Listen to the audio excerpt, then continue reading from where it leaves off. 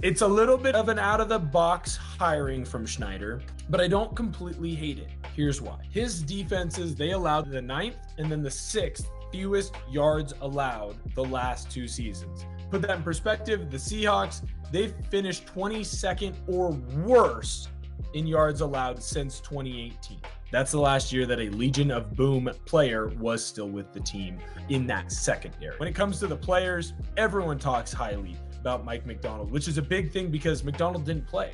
It's hard to get players' respect for you if you're not someone who went through the game. Can you imagine Devin Witherspoon in this system where you can use him in a nickel and then the very next play, even with a nickel still out there, you can use him as your number 1 corner?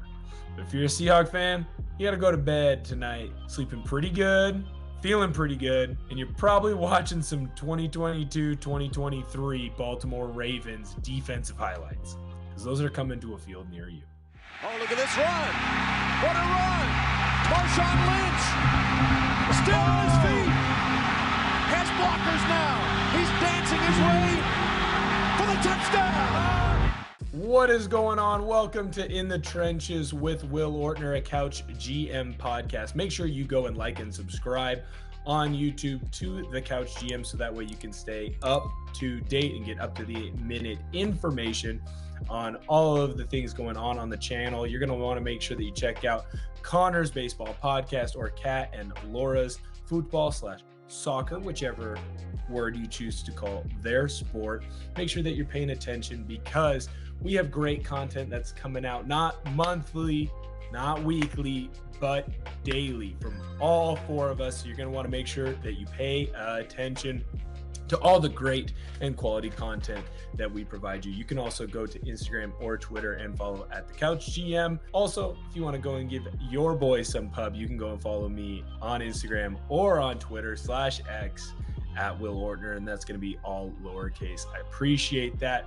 I want to make sure that I got the emergency podcast out right away because just after doing, our podcast with Tim Booth, only 3-4 days ago, we already have the Seahawks. They made a move. They hired Mike Macdonald, 9th coach in Seahawks history. So I want to jump right into that. They're moving from the oldest coach, Pete Carroll. He was 72. Now they have the youngest coach, Macdonald. He's 36. It's not a complete out of the box hire. I mean, we talked about it with Tim earlier, where he said, hey, it seems like they're kind of waiting around. His initial thought was maybe it was going to be one of the coordinators out in Detroit. He thought there was some smoke around Ben Johnson, maybe a little bit out of the box hire Aaron Glenn.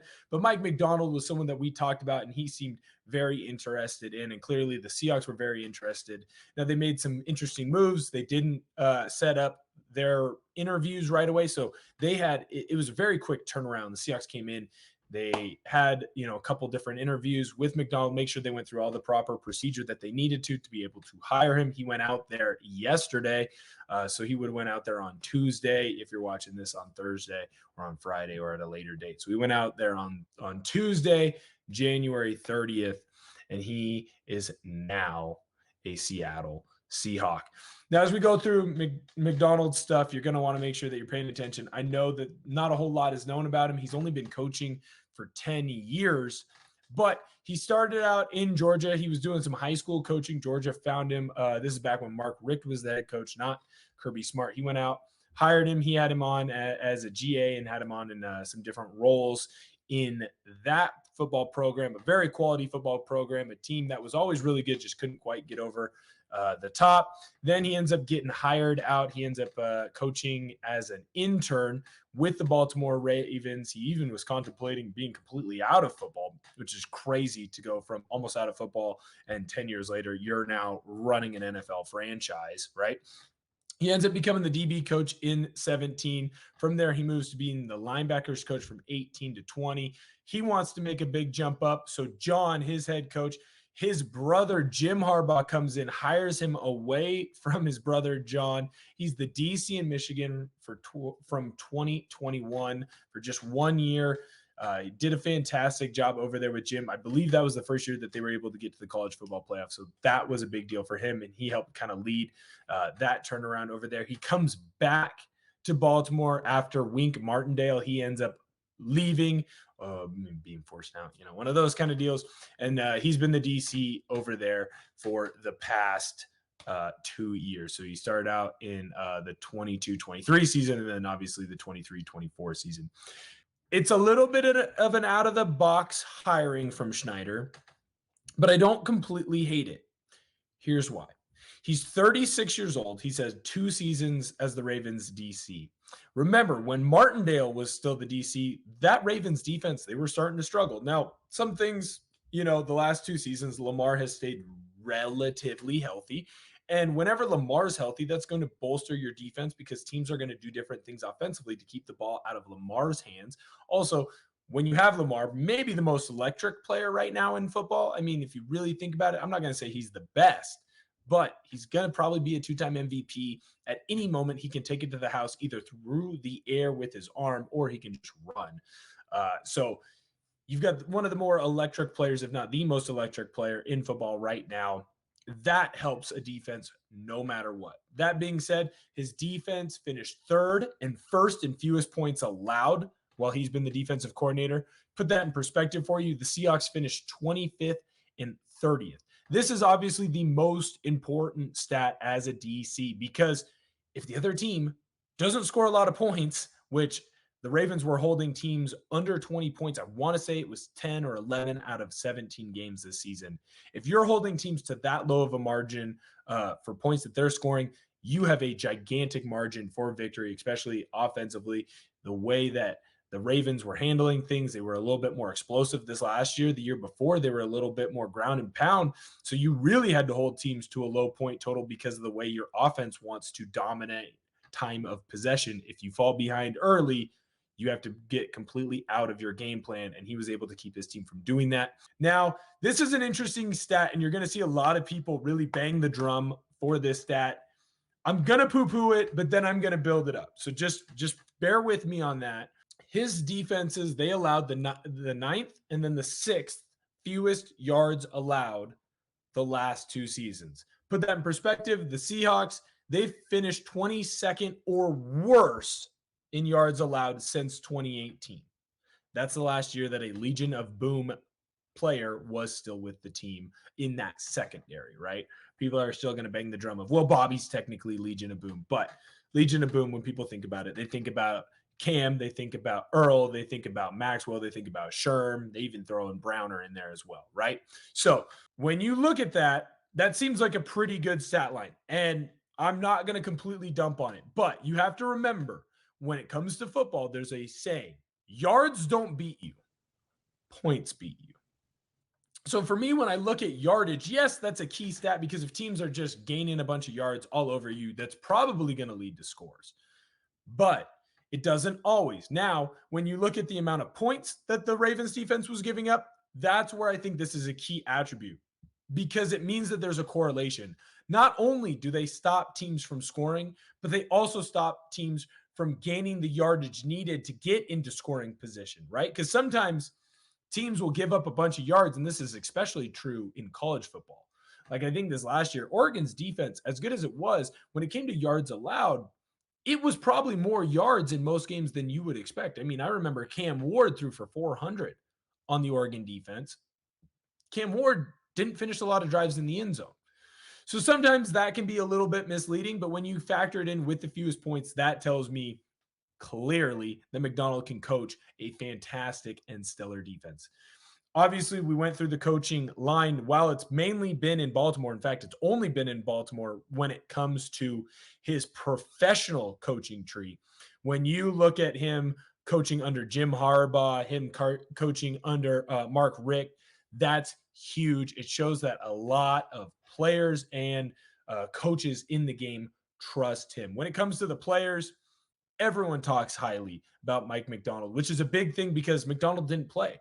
It's hard to get players' respect for you if you're not someone who went through the game. Macdonald, the highest level that he played at, high school football. He had some injuries and then that was that. But instead of being the guy who's at the bar who said, I would have been pro, I would have been a full ride scholarship guy to Georgia if I didn't take that arrow to the knee. He's one of those guys who kept building and building on that.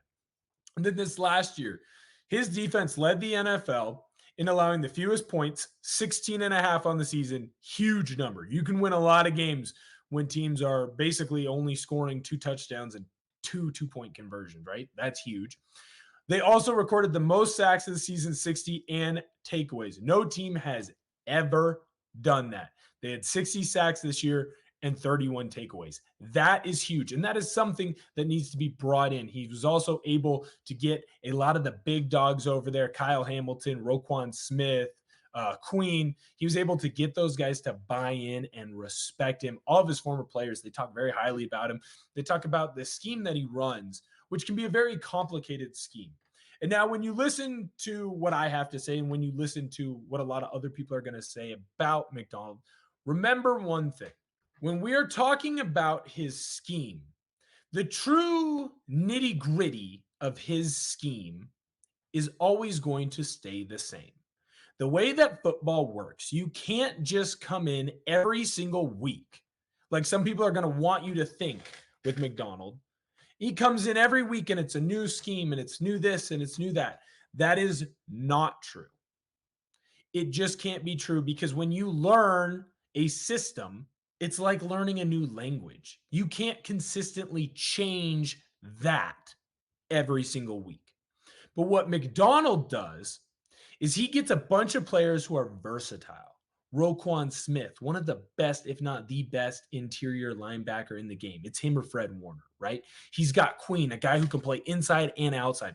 Kyle Hamilton, that dude can cover like some of the best corners in the game, but he can also play in the box and fill like some of the best inside linebackers in the game. And he's got him at a safety at 6'4". The dude's roaming around the field. He's able to bring in Jadeveon Clowney, not a malcontent, but definitely a guy who is not afraid to move on from a situation if he doesn't feel that it fits him best. And he's able to get some of the most production out of him since probably his Houston Texans days, right? So here you have this coach who comes in. He's able to get the respect from his players, but he gets a bunch of versatile players. A guy like Jadeveon Clowney who can play inside, who can play outside. Hamilton, a guy you can put in the box, drop him back into that free safety role all by himself, put him into man coverage on guys all by himself, and the guy can excel. Roquan Smith, a guy that he lets play free, but also inside of his system. So what you're going to see are a lot of people that come out and say, it's a little bit of a complicated system. But he wants a versatile player, and he wants players that can play a variety of positions. And here's how he changes it up week per week, is that he asks his guys to do different things every single week based on what the offense is giving him. It almost feels a little bit like the same philosophy behind a coach that wants to come in with a lot of RPO or zone read options in games, right? Like the whole reason that offenses come in and say, hey, we want to run the zone read or the RPO game is because you want options on options on options. You do this so that the defense basically screws themselves over, right?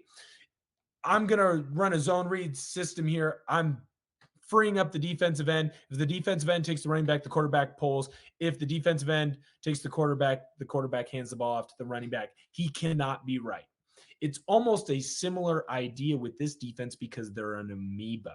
You have a bunch of guys who are physical freaks who want to play with each other, but are willing to one game play a lot of blitzing, and they're going to set up for blitz packages or simulated blitzes because that's what's going to work against this offense.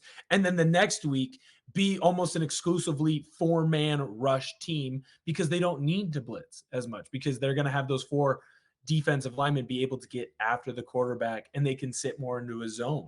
Or if a man scheme fits a little bit more in this situation, he's going to run a little bit more man. It's a very impressive defense, and it's built behind a guy who some are coining him a mad scientist, but really what it is it's a perfectionist that has an issue of seeing all the flaws in themselves, right? It's almost like he is a 20 to 25-year-old dude who goes into a bar and you're looking at the hot girl at the end of the bar like, oh man, I really want to talk to her, but my job, like I just don't make a lot of money, maybe you're balding, you don't have that great of hair, you got a crappy beard, it's all patchy, you're a little chubbier than you want to, you need to hit the gym, but the problem is if you pay for the gym membership, then you can't buy beers on Fridays with the boys. And so you're seeing all the flaws in yourself, and then you're like, you know what? I'm not going to go talk to her. Instead, what Macdonald is he goes, okay, well, I have all these flaws. Like my hair is not great. I'm a little bit chubbier than I want to. Maybe my job doesn't pay me as much, but I saved all my money this week. I ate in. I didn't go to McDonald's. You know what? I'm starting to do some yoga. Like I don't like going into the gym, but I like getting on, walking around my neighborhood. I got a dog, taking for a little bit of a walk. Yeah, I got crappy hair, but you know what? I put on a cool hat. I got on a cool t-shirt. Cologne smells just right. I'm going to go talk to her and I'm going to play up my strengths. Man, I don't have a lot of money, but I got a great personality. That is exactly what his defense does because he sees all of his flaws in himself, but then he sees the strengths that he can use and the different strengths he can use and the different visions and versions of players that he can use against a team and against an offense that he can win with. It's a risky move. You're hiring, I'd say, a medium proven guy who kind of does things a little bit different than most. Not all that different, because don't get me wrong, every offensive coordinator and every defensive coordinator that's worth their salt, they see their flaws and they go, how can I play up my strengths? The difference is here where it's a little bit abnormal is how much of an amoeba it is. He is not afraid to take a safety and put them in the box one week and the next week leave them on an island one-on-one with a tight end. He is not afraid to show a variety of blitzes and blitz packages and blitz looks one week, and then the next drop everyone back into coverage. These are huge things for a defense that in Seattle has really been lacking since those Legion of Boom days. It also makes sense for them to go with Macdonald because what did you have with Pete Carroll in Seattle? You had a great culture guy that was built behind a defense. That's exactly what it seems like Macdonald is doing. When you talk to all of his former players or guys who have played in the league that have reached out to former players, what do they say about him? This guy is a leader of men. He might not have played, but he gets what it's like to be a player, and he puts me in the best position to succeed. Shoot, he had 4 All-Pros this year. 4. That's huge on just one side of the ball. Most teams are happy to get 4 total. 4 on one side of the ball. He was able to do that. And so when you have a coach that is loved by former players and he builds this culture and he wants this versatile player who can play a bunch of different positions, a jack of all trades type player, that is huge because you can take almost anybody and find a way to use their set of skills onto your team. But it also fits where Seattle was their most successful. A culture guy with a defensive background, bringing in a variety of players that can play multiple positions, and they all do it in their own special way. That's Pete. That's Pete to a nutshell. The last 2 years, Pete struggled. Pete tried to move away from the defense that made him great into this new brand of defense where it's 3-4 and you're using more of your outside rushers. You want to use that Boye Mafe type, that Bruce Irving type, that Darrell Taylor type. You want them on the outside edge using their speed. What's going to happen with this new defense is it's going to be more of a 4-down look. They're obviously going to have different varieties. Sometimes they'll have a 3-man look. Sometimes they'll have a 5. It just depends on the situation. That's what every defense does. But it's going to be a majority 4-2-5. He likes to have his nickel and he likes to use the nickel. But the beauty of this defense and the beauty of some of the players that he can use, can you imagine Devon Witherspoon in this system where you can use him in a nickel and then the very next play, even with a nickel still out there, you can use him as your number 1 corner. There are a lot of players on this defense that can play a variety of different positions and that you can use them in different spots and they fit different molds. I think it's a home run hire. Now it's risky. I'm not going to come out here and say that it's an A+ hire. It's the best hire that they could have made yet. And that's because he's unproven. And to me, you have to prove it before I can say, hey, this is an A+.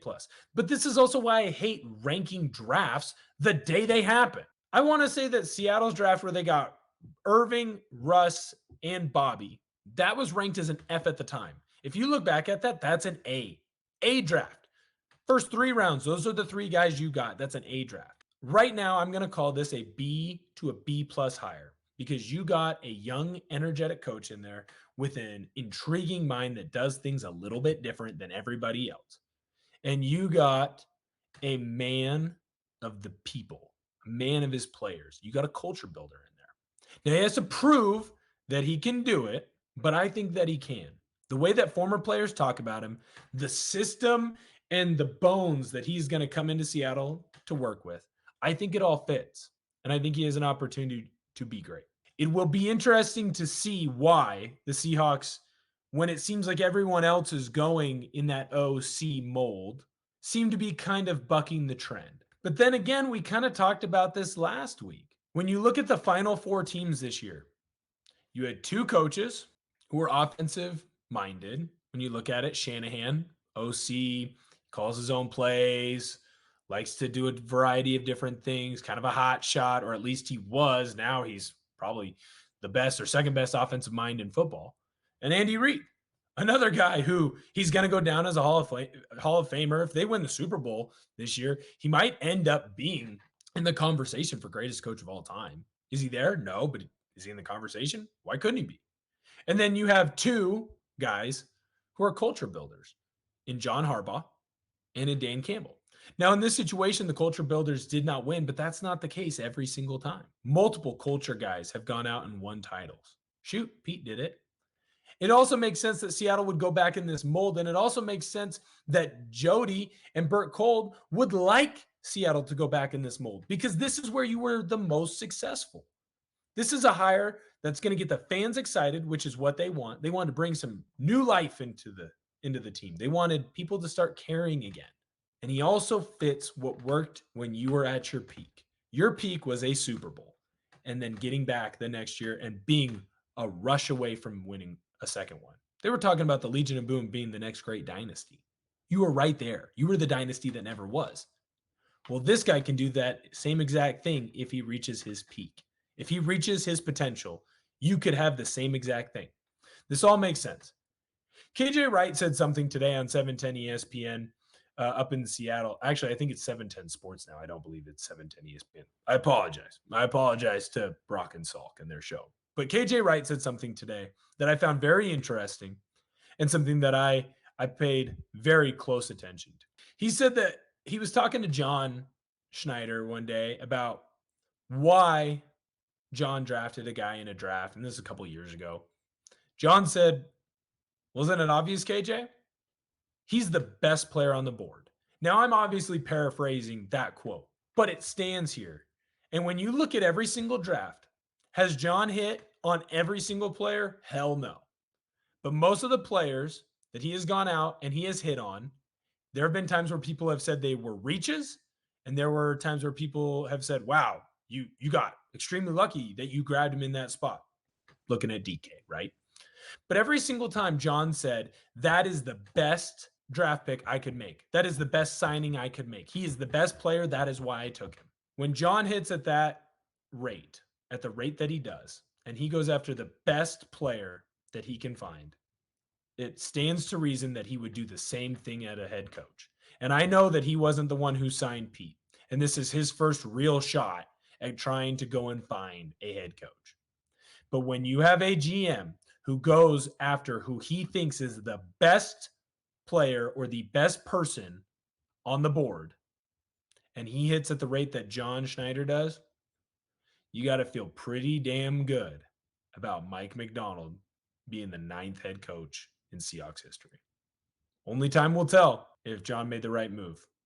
But if you're a Seahawks fan, you got to go to bed tonight sleeping pretty good, feeling pretty good, and you're probably watching some 2022-2023 Baltimore Ravens defensive highlights because those are coming to a field near you.